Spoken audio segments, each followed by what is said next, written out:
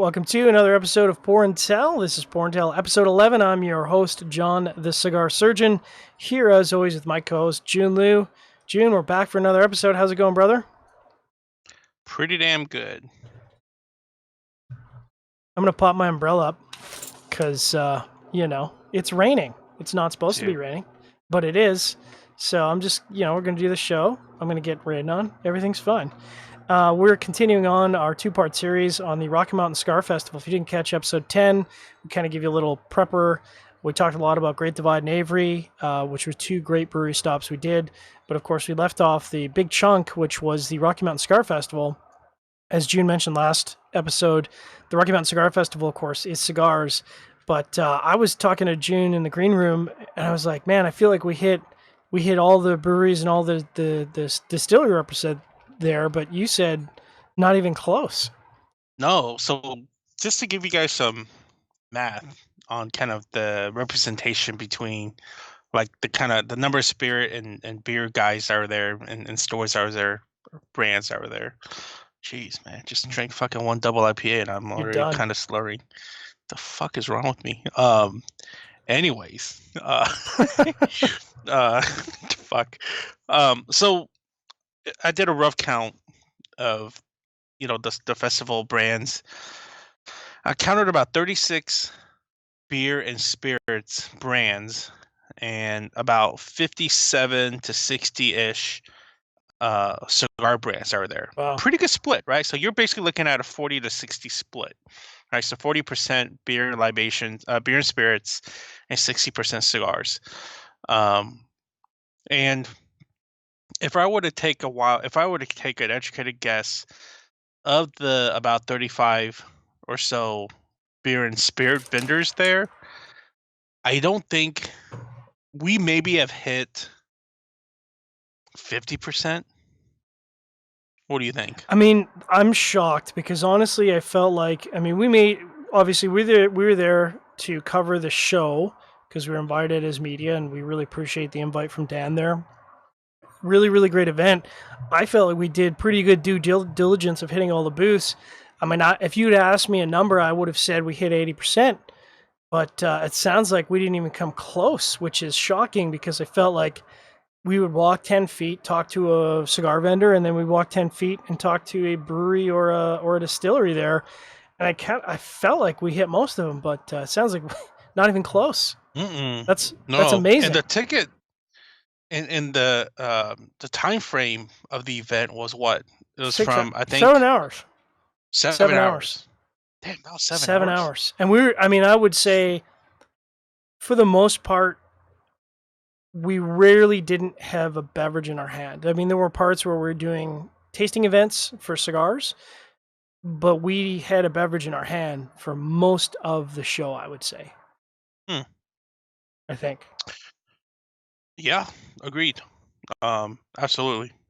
So we can't go through all of them because we don't have that much time, but we can go through most of them. But we are gonna go through the ones that we especially thought that we of course went to, and what we thought of them. So let's get into it. Let's hit beer first. You want to do beer first? Sure. Let's do beer first. All right. So this is a brewery in which it was highly recommended by locals and folks that have kind of been to Colorado, and alike. So there's a brewery called Cricket Stave. So they do mainly sours, IPAs. They do a couple of like rosés. So kind of in that range, right? So not much in terms of the darker like porters and stouts and things of that nature. So we originally wanted to go to their one of the brew pubs in downtown Denver, but we were unfortunately not able to go, which is okay because they were actually there as a booth at the festival. So if I remember correctly, we had 3 beers there. We had a sour rosé, which is a wild ale fermented in oak with raspberries and blueberries. We had a big sour, a dark sour, that was aged in whiskey barrels from Leopold Brothers. and they added sour cherries in there, and that beer is called Nightmare on Brett Sour Cherry. And I believe another one that we had was the American IPA, which was pretty simple, 6% IPA, very sessionable, very crushable. And that sour, I think that sour was like near like 8% or so. So it was up It was there. up there. Yeah. And the rosé, like a typical rosé, like 4 to 5%, kind of something that you want to drink where it's a nice hot summer day, which indeed it was that day. It was It was like hot. 105. very hot. It was like mid 90s, I Was it mid think. 90s? I think Yeah, I think for me in the direct sun, it felt really hot. I mean, that dude. sun was beaten down. So anytime we Yeah. could duck under a tent, it was welcome. Hmm. So I don't think I think I had a sip of the rosé. I crushed the barrel sour, and then of course I had the night the the other one. What was the third one? The sour. What was it? This Oh, American American IPA. IPA. Thank you. It was a very long day. We drank a lot, so I apologize for not being coherent.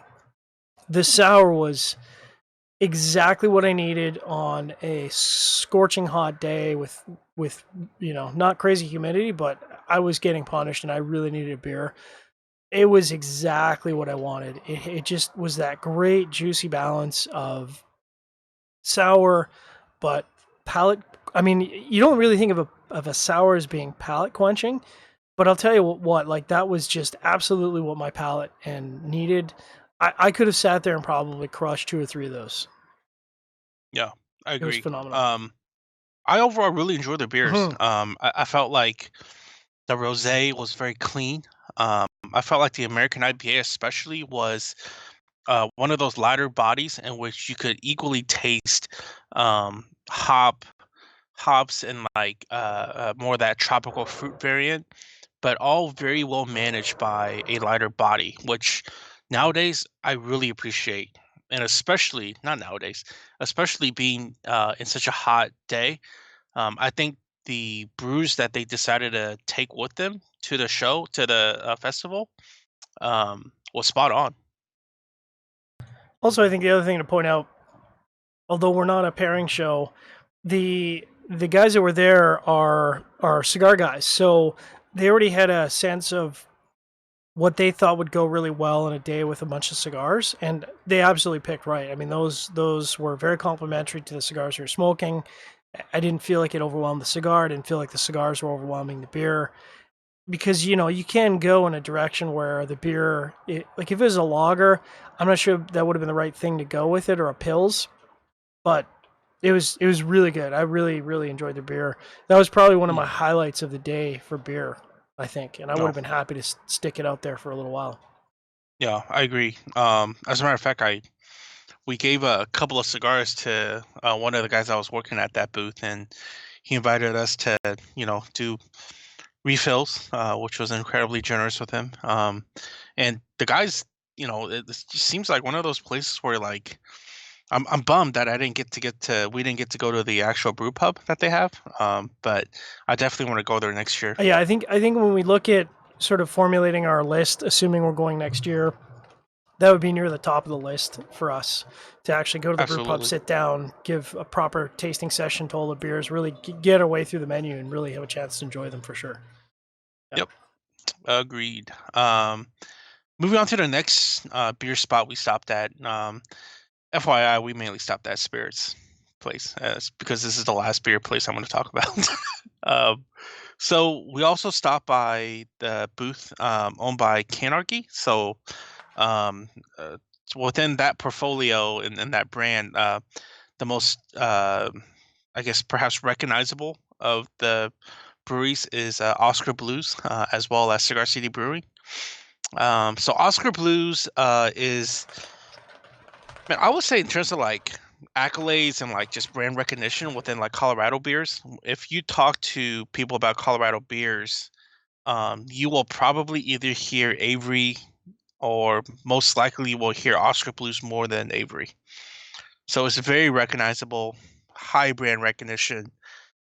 These guys make some fantastic beers. Of which what's most noteworthy is their 1050 stout, in which they use that as their base stout, and they barrel age to do their barrel aged 1050s. It had different variants of like rum Yeah. cask and all that other stuff, which I never personally had the variants, but I can't get my I hands hear in it's the actually amazing. I can't get my hands on the variants up here. I think because the demand is so high that they're just really outside of Colorado. It's really tough to get your hands on them. I can tell you that Oscar Blues makes, like, in terms of Colorado beer, that's the beer that I've got the most exposure to because it does make its way up to Canada. Oh, The nice. 1050 is kind of one of my staples. Like 1050, if I'm looking for a Love it. big stout. But again, I think, because we talked last episode about big stouts, one of the things I think Oscar does really well, it's a big stout, and you're kind of making your way through the beer, and you're like, what ABV is this? It doesn't feel that big, and it's like, no, it's 1050, it's 10.5%, and it's like, oh man, like really, it does not come across as a typical 10.5% barrel aged stout would, because it just doesn't overwhelm the palate. They do a great job of balancing out the beer components with the barrel aging, so the barrel aging doesn't overwhelm the beer, I think. Yeah, totally agree. Now, I've actually had some Cigar City stuff because again, that's that makes its way up to Canada, but I haven't had as much exposure. So I think we both went with the brown. I think with cigars or with Oscar, correct? Yeah. Yeah. No, so we all went with the Cigar City Brewing's Maduro, My bad. which it's a brown ale, first brew from Cigar City Brewing that's ever brewed. I loved it. I've actually, mistakenly, I've never had this beer. But I'm very well aware of Cigar City Brewing. I was actually within when they did their first private club membership, the El Catador Club. I was actually the first chapter of that Oh, club. fancy. And because I had a mule that lived close by, so he was able to like mule me all this stuff, which was awesome. Still really love him. So they make really, really good beer, I would say. So specifically speaking, in regards to what we had there within the Maduro, 5.5% brown ale. Great I thought it nuttiness. paired, great nuttiness, great maltiness, great Nice body. effervescence. Uh, yeah, paired incredibly well with the hot summer day in the cigar that I was smoking. And I would say that I was actually taken back I by would it. say that we would have stuck out and had more beer there. But again, because of the function of the fact that we're at a festival, we unfortunately can't spend an hour as much as we'd like to. We can't spend an hour crushing beers at each of the booths. So we kind of have to get a sample, try it out, try what we can, and then move on to the next booth. In all fairness, I mean, the fact that we only made it to 50% of the spirit booths there is, or the libation booths there, is kind of an indication of, just how much there is at that event. Yeah, and honestly, if you've made it through, I don't know, probably 75% of the booths for like spirits and beer, you be lit. We Like, definitely saw a few people that needed to be escorted back to their vehicles. I mean, we are professionals. Don't try this at home.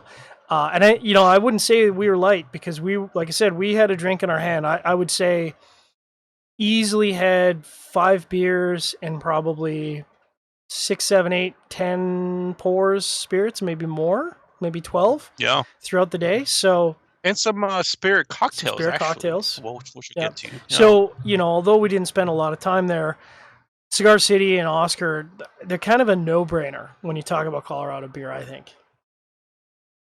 Yeah. Absolutely. Yeah. Great experience. I would say, when we go back, we'll love to visit Oscar Blues, the actual brewery. So getting on to spirits, some of the highlights, and I think you've got the one probably, I mean, not familiar. I've never run into them before, which is Law's Whiskey House. And to me, that was, and it's always hard to pick a favorite because it's like picking a favorite child, although that should be easy. You just don't want to tell them, hurt their feelings. to me, that was probably the highlight of the day for me when it came to spirits, just because I hadn't been familiar with them. I really appreciated their approach. So let's talk about the kind of two offerings that they were pouring there, because I was a big fan of both. I kind of wish I had come back with a bottle of each. Actually, probably should have. Yeah. What did you think of them? So, I mean, the risk with younger spirits, and especially when we're talking about like whiskey or bourbon or rye, the risk is always, to me, that you're going to get a really young spirit. Everyone knows, if you've had a lot of bourbon, if you've had a lot of whiskey, you know what a young spirit tastes like. It's just unbalanced. It's kind of, it's medicinal, right? You get that medicinal, ethanol-y. You get that ethanol bite to it a lot more. Yeah, you get in spirit. You're not getting the spirit flavor. So I was a little worried going in. I'm like, we're gonna try it, whatever. Honestly, so we did their it was classified as a bourbon, I think, wasn't it? It was classified as a bourbon. Yeah, so it's a 4 grain straight bourbon. So for those of you that don't know, so 4 grain literally represents they use 4 grains in their bourbon. It's oat, malted barley, rye, and wheat. All sourced locally from Colorado. Yeah, good point. That's right. Yep. And honestly, and this is, this sounds like a really bad endorsement. That bottle of bourbon was what I would describe as completely crushable. That is, if we'd taken that bottle of bourbon and we'd walked away with that bourbon, I feel like we would have crushed that bottle of bourbon that day. Yeah, I agree. I actually wanted to sip on more of it. I'm actually on the hunt to get a bottle now because the thing is, so here's perhaps a downside of something like these local distillery representations is limited distribution, right? So it's unless if they're able to partner with some really good distributors outside state lines, you're not really going to find it. But luckily, when we were talking to the reps at Laws, they said that in Northern California, which is where I'm at, it's actually distributed. So I'm definitely on the hunt for one. And I think the MSRP they said was somewhere around like 55, or I think 60 or 65 Very bucks. affordable. Yeah, so it's incredibly affordable. It's for me when I drink craft distillery, so craft bourbon especially, let's say. I always kind of have to think in the mindset of, okay, I know this is going to be young, so approaching this, I know typically it's going to be typically 2 to 3 years. And if I'm lucky, there's some 4-year bourbon in there, right, to kind of smooth it out, give it more the flavors as compared to just tasting the ethanol spirit aspect of it. So when I went in there, I kind of knowing that, because that's kind of typical journey experience of it, right, from tasting. I was actually really shocked how much flavor that I got out of this bourbon. And no roughness. Yeah, agreed. And in terms of alcohol content, I think the proof of this guy was somewhere in the range of 100. Yeah. And they do have it has a pretty good proof. Sorry to talk over you. They do have a barrel proof variant of it as well. He was saying. Yeah, for sure. And man, I can't wait till Laws has have more maturity within these bourbons. Absolutely will love to get a taste of that, and I would probably go as far as to say when that happens, I will buy blind. Yeah. I really enjoyed these that much. And the rye, so we kind of we've been preaching about the bourbon. The rye, and obviously I'm Canadian, so I appreciate good rye. We drink a lot of rye up here. I was expecting the rye to be typical rye, which is really hot, really spicy, and that's okay. I like hot and spicy rye. Complete opposite. Again, you got that great rye core component flavor, no youngness to the rye at all, and very crushable. I don't know if I could have crushed an entire bottle of rye, but I think I could have polished off half that bottle of rye without much difficulty. Yeah. So that was fantastic. Yeah. And I would say that was probably my top 2 spirit at the festival is the 4 grain straight bourbon. Yeah, it was really good. The slam dunk whiskey, I think, was, of course, everyone knows this company. We're hopping all around, but Stranahan's. It's a no-brainer. I mean, if you know Colorado, you know Stranahan's. I think they're pretty well established. They had what, the Diamond Peak and the Sherry Cask. Yeah. Yep. Talk about that. Yeah.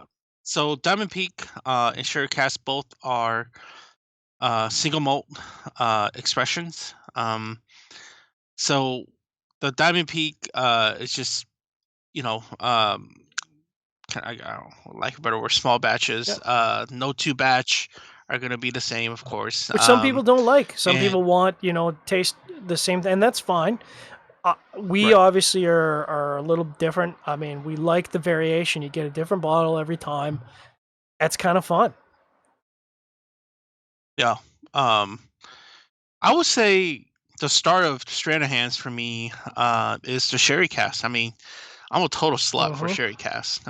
So within their Sherry Cask, they take their 4-year-old Rocky Mountain Single Malt to take it to a 500 liter. So this is Oloroso sherry barrels, by the way. And I'm not too sure how long they age it in the Oloroso barrels. And I want to say the rep. I think you asked the rep. Yeah, so he this. said that they have a number of different age of barrels. So they have some really, really old barrels that they put in there. Like they've got I think he said, no, I'm not going to say it. They had a number of different ages of sherry Oloroso barrels that they use in the making of that. So they get some sort of fresh fill barrels, they get some much, much older barrels, like really old barrels, and they use a combination of those to come up with it. And I tell you what, I mean, that was just, again, one of those booths where it's like, of course you're going to take a pour of Stranahan's, and of course, you'd happily sit there all day and drink Stranahan's. No, Stranahan's, no question. No, absolutely. I loved it. I actually have a bottle of the first batch of the Sherry Cask unopened because I hoard whiskey. I don't know anything about that. Yeah, it was really good. I mean, again, I think Stranahan's at this point is almost too easy. So, obviously it's an easy one for us to talk about. And then as we kind of at the front of the festival, they had GlenDronach, which I'm very familiar with. Now, this wasn't your first experience with GlenDronach, was it? No, it was Okay. actually. So I'm a GlenDronach slut. To me, GlenDronach is one of those Scotch. So it's a Scotch whiskey from Scotland. GlenDronach is one of those brands, and I don't know why they make excellent, excellent whiskey. I don't know if it's the branding or if it's just the name that people don't gravitate towards. That is, people who don't really know, that aren't deep on whiskey, don't understand GlenDronach. People who do understand GlenDronach buy it up by the crate because it's dirt cheap, and I mean dirt cheap, and they have a very established portfolio. So they were pouring the 15, the 18, and the 21, and so we ended up getting the 18 and the 21, which like I said, I'm very familiar with the entire range. So why don't you talk about your experience with both the 18 and the 21? Yeah, so John got the sample of 18. I got a sample of 21. So my first taste was a 21. It was very good. It was fantastic. And then I had John's 18-year-old, and all the GlenDronach stuff is sherry cask finish, right? Yeah. And I actually prefer the 18 more than the 21. I felt like the 18 had a greater sense of perhaps vibrancy is not the right word. It's what I felt like the sherry popped a little bit more. I felt like the alcohol content did a better job of giving me like a better mouthfeel. Whereas I felt like the 21 was a little too smooth, and it kind of drained out some of that sherryness that I like out of a good whiskey. Now you ended up, based on your experience at the festivals, this goes to show you how good some of these festivals are. You ended up picking up a bottle of 18. Yeah, absolutely. I came back home and I immediately, Googled some of the places with my local shops, and they had it in stock, which is amazing given now the landscape of nowadays in which it's so damn hard to find good whiskey. But so the 18-year-old I bought it for $150 a bottle. So this is the interesting part. And for those that listen to us and you like your scotches and your whiskeys in general, this is probably equivalent to like a Macallan 18. Yep. Right? But way cheaper. And Macallan 18, you'd have to fork up another $100 to get something of this equivalent. It's kind of interesting because I opened my GlenDronach 18 a few days ago, and I was reminded when I was sipping on it some more, I was reminded of how much it was just I kept thinking, man, this is good whiskey and this is great whiskey for the price point. And it is readily available. Like it's awesome. You guys should go buy some. It's a no-brainer, and again, I think the value proposition can't be understated. I can get it for quite a bit less up here.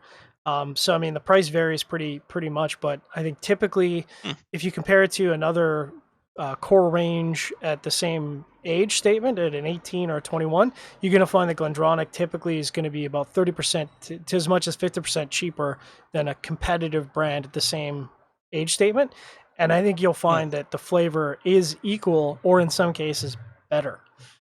So, yeah. GlenDronach, cool. Good stuff.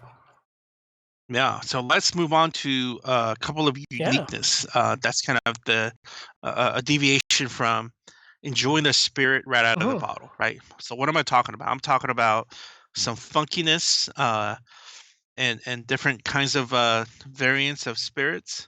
And I'm talking about cocktails too. So let's first talk about cocktails. So there was a brand called 88 Distillery there. And when you go to their booth, they basically have like two big old, what do you call those?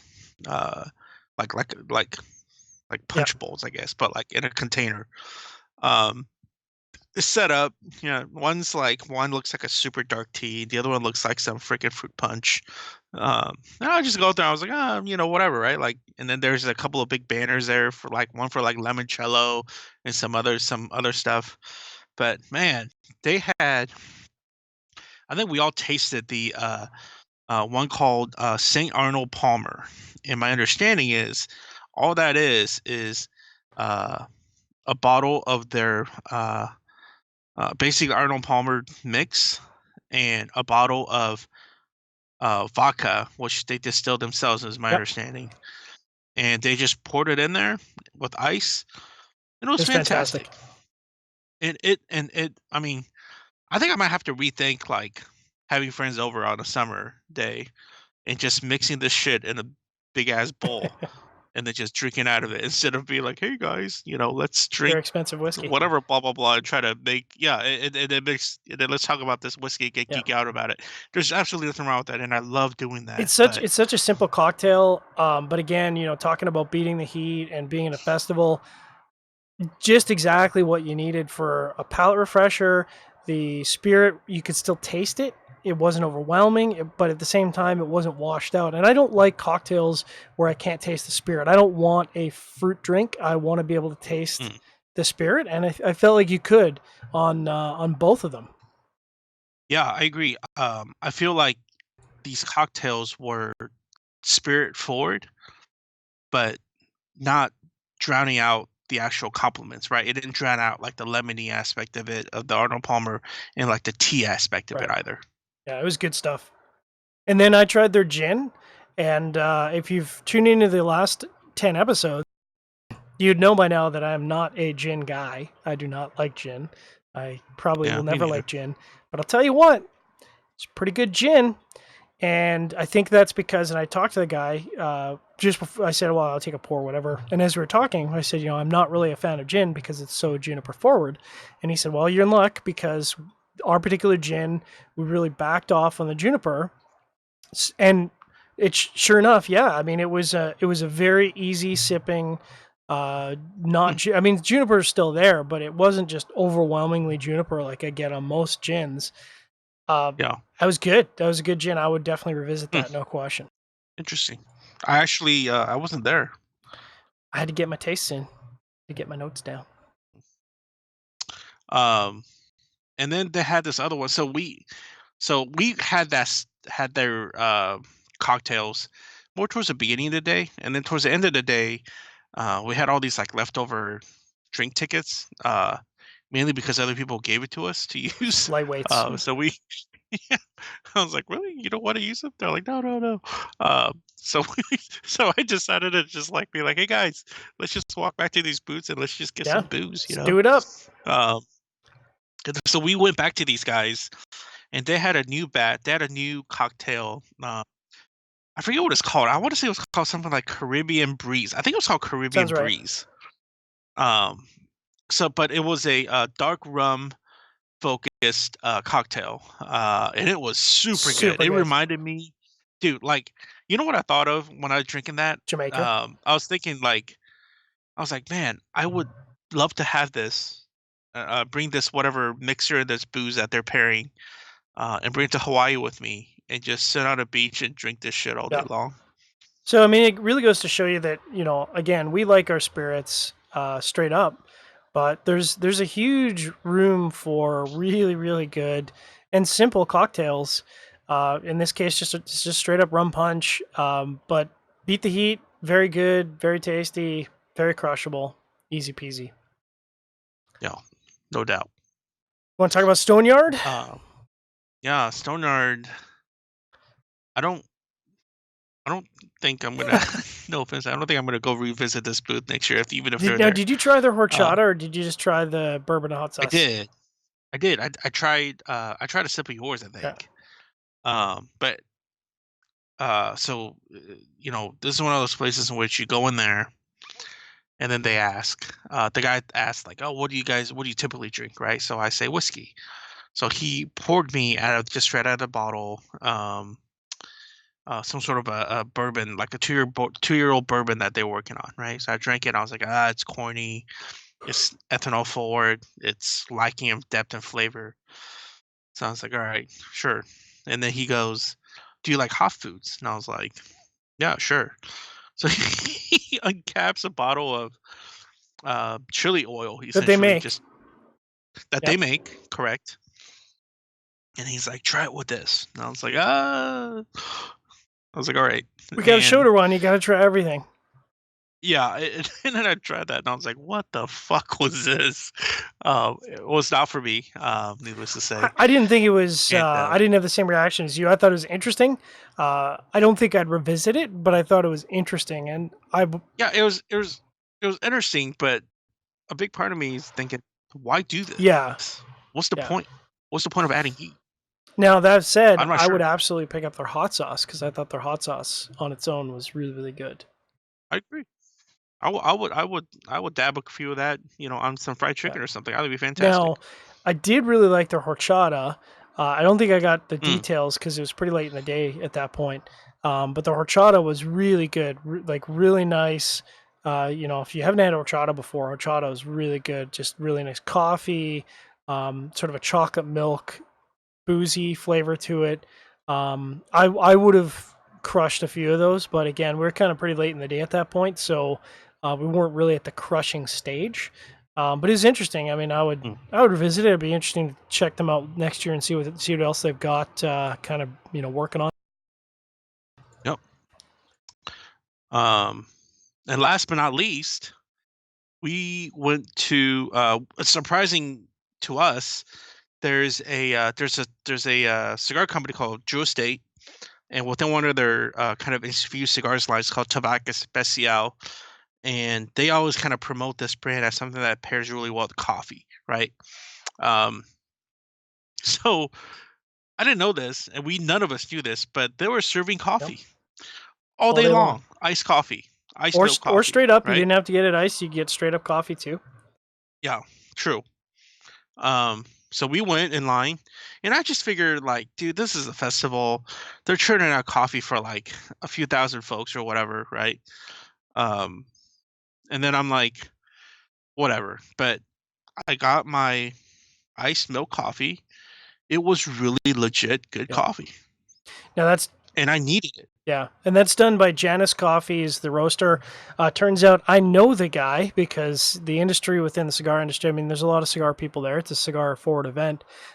He came up, gave a big hug because, we've been down in country, as they say, down in Nicaragua together, hanging out, drinking.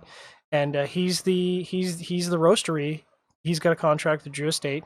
He does all the coffee for these events. And that makes sense when I found that out because he takes the coffee roasting very, very seriously. He sources very good beans, roasts them in a very good way. And then obviously because he takes a high level approach to the roasting, he also takes a high level approach to the brewing. So you're not, like you said, you're not just getting some throwaway, garbage day old coffee that you're using for a cold brew. This is like really great beans, freshly roasted, freshly brewed as a milk coffee, iced coffee. It was, I think if we had known, we probably would have been doing, spirit, beer, coffee, spirit, beer, coming back for coffee. I think we probably would have been back at the booth 2-3 times throughout the day. Easily. Oh yeah, I absolutely we would have. Yeah. Something to think about next year. Hopefully they bring the coffee again. Sounds like they will. So that'll be one to check out for us. So I mean, overall takeaway I think from the event, like Jiunn was saying, we only hit 50% of the spirit and beer booths that were in attendance. So Colorado has a lot to offer for spirits and beer. I feel like we barely scratched the surface. I mean, we talked an entire episode just on 2 breweries alone in Colorado. Next year, I think we're going to really focus on trying to hit, maybe 4 or 5 breweries if we can swing it, and try to move out. I mean, Stranahan's is great. It's a knockdown, but we also want to move out of our comfort zone and try a lot of the stuff. Like, one of the great takeaways is we tried a distillery we'd never tried before with Laws, and ended up walking away. Now we're going to be seeking it out. So, which is kind of the whole point of the event in the first place.